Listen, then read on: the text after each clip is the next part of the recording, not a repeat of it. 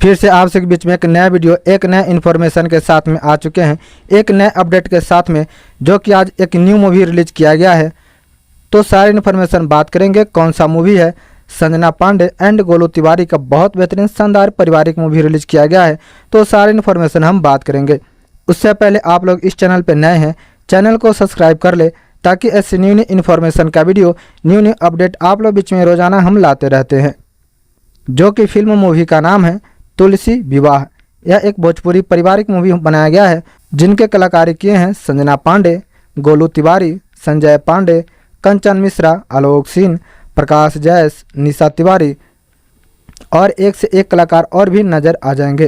Concept दिए हैं संदीप सिंह जी, पटकथा दिए हैं मंजुल ठाकुर एंड सत्येंद्र सिंह जी, लेखक दिए हैं सत्येंद्र सिंह जी, संगीत से सजाए हैं ओम झा जी, गीत लिखे हैं प्यारेलाल यादव। इस मूवी के निर्देशन कर रहे हैं मंजुल ठाकुर जी, निर्माण कर रहे हैं संदीप सिंह एंड मंजुल ठाकुर जी।